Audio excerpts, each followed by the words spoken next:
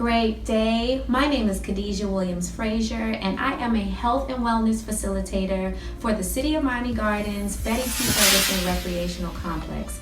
Today I'm going to talk to you about nutrition and the requirements to live a healthy lifestyle. Now, of course, we want to also include fitness, movement. We want to also include rest. We want to also include mental health.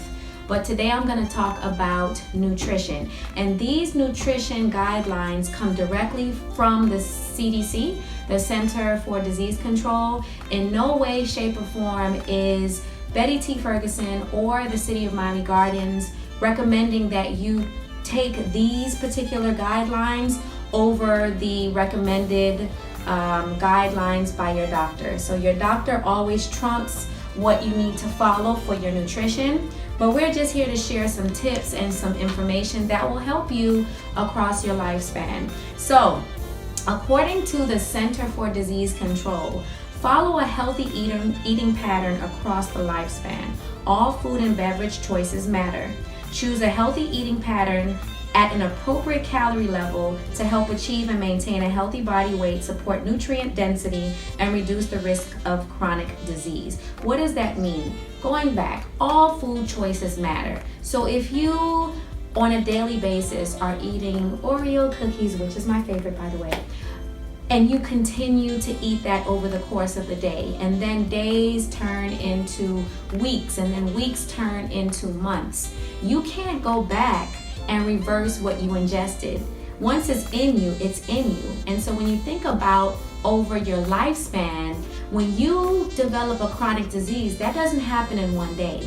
That happens over the course of years. So if we can change the eating patterns, we can actually reverse these chronic diseases. So again, making healthy choices, and it's never too late. If you are one who you are used to, or in your younger years, you ate certain foods, fried foods, the good, salty, and seasoned foods, it doesn't mean that you throw your hands up and say, okay, this is how I always ate. It's never too late to change the course of your health, and every little thing matters. So scaling back is very important. Portion control. They mentioned portion control in here. So with portion control, you want to consume an appropriate calorie level for your body. Every body has an appropriate calorie level based on your weight and based on your height. So as you can see, I'm a very petite woman. I'm short. I'm 5 feet exactly. So my body, to carry out the daily activities and everything from blinking my eyes to moving from side to side to more high intensity working out or workouts, the high intensity workouts require a little more calories, but normal activity, just me sitting here in a chair, doesn't require a lot of calories. So you want to consume foods that are going to give you the energy that you need to perform your day-to-day activities. If you're a person that doesn't really require a lot of energy expenditure, then you shouldn't be consuming high calories or foods high in calories. So keep that in mind. Number 2, focus on variety, nutrient density, and amount. Again, going back to portion control, it really does matter. So you'll hear oftentimes it's not what you eat, it's how much you eat. That is really a true and very trying fact. So it's okay every now and then, and I keep using Oreo cookies, to have an Oreo cookie, right? But when you have, instead of one over the course of a month, and you have 10 in one sitting, big difference, right? Big difference. The serving size of Oreo cookies, I know it like the back of my hand, is 2. So when you think about 10 in one sitting, that's 5 days worth of the recommended amount, the actual portion size, right? So you want to ensure that you're following labels. Reading labels is very important. They'll give you the serving size, and they'll also give you the serving size per container. So we'll go into food labels at a later time, but read the food labels carefully. They give you certain information for a reason. You should not be eating the amount that the container is, but the amount of the serving size, which in this case of Oreo cookies is 2. So keep that in mind. Next, limit calories from added sugars and reduce sodium intake. Sodium intake, especially in the African American community, it's one of the things that it's a killer. It's a killer. And so we have to be very mindful of the amount of sodium that we're consuming. Yes, we like our food seasoned. I think every culture and every race likes their food seasoned. I don't want to just, limit it to African Americans, but we suffer, and also our mortality is affected at a more disproportionate rate. So we have to really, really be careful with our sodium intake. We also want to consume an eating pattern low in added sugars, saturated fat, and sodium. So think about it. When you read those food labels, again, going back to food labels, it's very important to read the fine print, the ingredients. The first ingredient that you see on a food label will tell you how much of that ingredient is in that particular product. So the first ingredient that you see always means that it's more in this product than the very last ingredient. So for example, I'll use Welch's grape juice. The first ingredient that you see in Welch's grape juice is the actual juice. And a lot of times the juice is not really grape. It doesn't really come from grapes. And then the second ingredient may be sugar. So if the second ingredient is sugar or the first ingredient is sugar, that lets you know that in that product, in that juice, there is more sugar, right? So they list the ingredients based on the amount that's in it. So we want to make sure that even with juices, the things that the foods that we're ingesting, that it's not added. Grapes are already sweet. Why do we need to add sugar? Think about it, right? So the added sugar and the added salt part is what we want to get away from. Next, shift to healthier beverage and food choices. So something that stuck out to me, consider cultural and personal to make those shifts easier. So you don't have to, change your diet based on what some fitness guru is saying or some nutritionist is saying. There are foods that you grew up eating, right, that you can turn into a healthy choice. You don't have to change everything in your pantry, in your refrigerator, in your freezer to fit or to fall in this box of what somebody is telling you to eat. You have these things at your disposal. It's just consuming a little less and not, again, adding sugar and not adding salt. So if you have a preference based on what you grew up eating, go with it. If you have a brand based on what you grew up eating, go with it. So cultural preferences and also personal preferences should be honored when you are choosing the path of healthy food choices. Next, you want to make sure to support healthy eating patterns for all. So this is a collective effort, right? It starts with you, but it also starts with you and also ends with you, right? So you want to make sure that you're sharing the wealth, sharing the knowledge with your loved ones, with your co-workers, right? And don't come from a perspective of pointing the finger and judgment, but from a place of love. Just suggestions, just throw it out there. You'll be surprised at how you can influence people, especially if you're walking the walk and you're setting the example.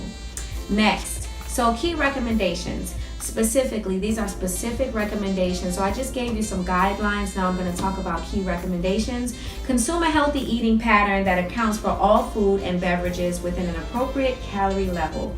Healthy eating patterns develop over time, right? It doesn't happen one day.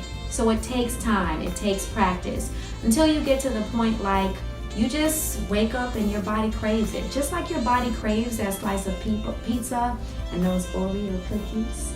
Your body craves healthy food too. Your body craves green leafy vegetables. Your body craves beans, peas, right? Your body craves cruciferous vegetables, and that's the things like cauliflower, that's cabbage, bok choy. It craves that, but you have to introduce your body to it, and then the rest is history. Next, with key recommendations, a healthy eating pattern includes veggies from all of the subgroups. So that's important. People think, okay, veggies just means green leafy vegetables. You have your beans, you have your legumes, you have a myriad of veggies that you can pull from, and not just green leafy vegetables. You want to pull from fruits, especially whole fruits, grains, at least half of which are whole grains, right? So there's a difference between whole grains and there's a difference between just regular grains. So rice is a grain, but once it's white rice from brown rice, you now take away the nutritional benefits, right? Because you take away the outer part of the rice, of the grain. You want to consume whole grains that are whole, they're intact, they're not processed, they didn't go through a process to get it to a point where you love it, right?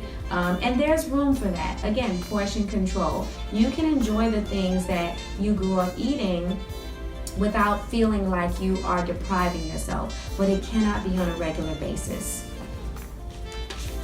I love these recommendations. So key recommendations, again, milk. So let's talk about that. So I'm a vegetarian, right? And I feel like my choices are limited because I'm always told that, my milk should be that from a cow or that from an animal. That's not what I consume. So there are other options. There are options for vegetarians and vegans. You have almond milk, which has become quite popular. You have soy milk, which I personally don't consume soy milk because of the estrogen that's in. It's an estrogen mimicker, and me being a female that already produces estrogen, the overproduction of estrogen is tied to a lot of cancer, so I try to stay away from them.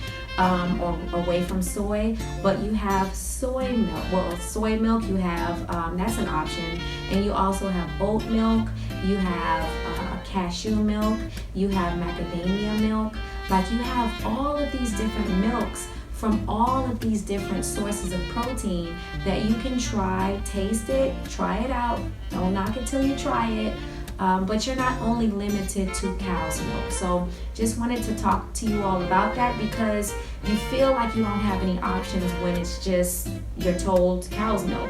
And am I getting protein from these other sources that I've been consuming because I'm a vegetarian? You absolutely are.